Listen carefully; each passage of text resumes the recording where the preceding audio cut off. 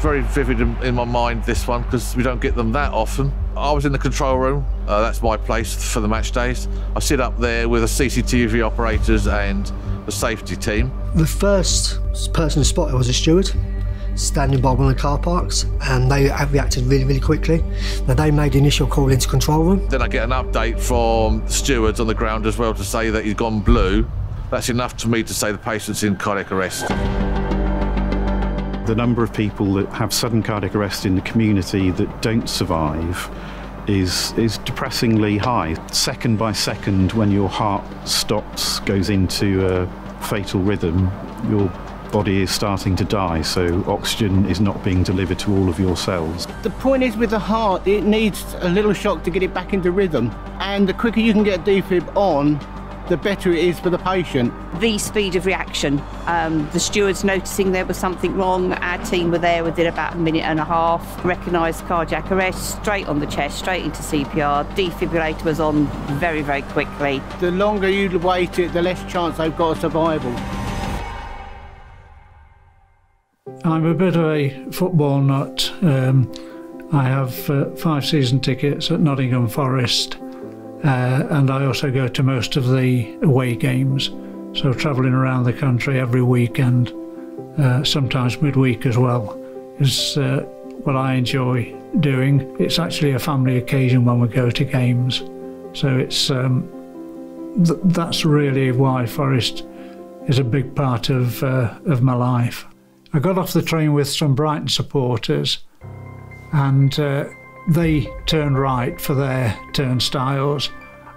I got to go further round the ground, and I became aware that all was not well. I looked round to see if there was anywhere I could either sit down or lean against. There wasn't anything that I could find.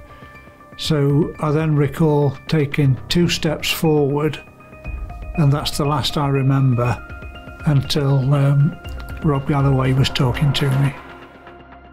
What usually happens on a match day is we have our meetings with all the medical teams, plan who's going to work where, and then we're having a normal day really. I think I was seeing somebody else in the East First Aid stand over there, and we then I got a call saying high priority cardiac arrest outside the stadium by the club shop, and so I obviously left my patient I was seeing and started to run.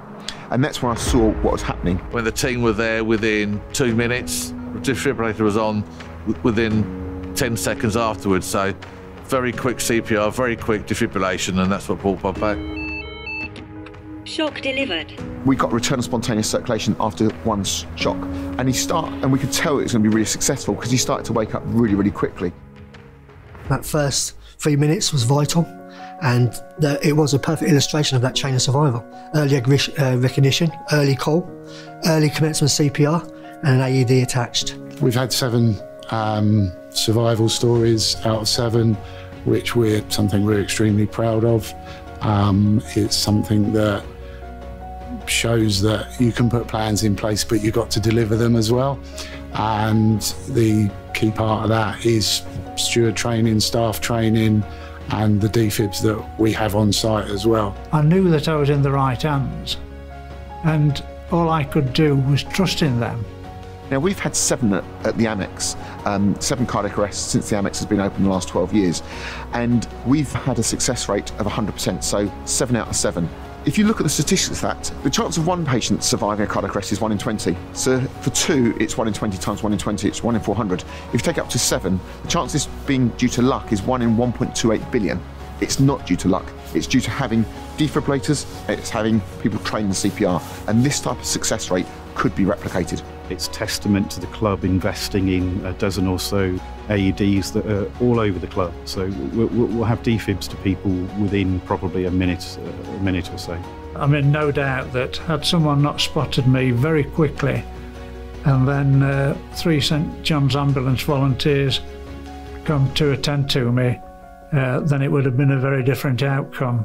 But also as well, we need to make sure that people know where those defibrillators are and that they know how to use them, because these are literally life and death situations, and time is of the essence. It's this importance of educating people of how they make a difference. because they make a massive difference. And it's just getting people to understand that and not being scared of them. And this, with effective CPR and the AED, your chain of survival makes a complete difference to someone's outcome. Seeing somebody survive and survive really well, regain consciousness within a couple of minutes of CPR starting, yeah, it's absolutely inspiring. It shows that CPR and defibrillation work.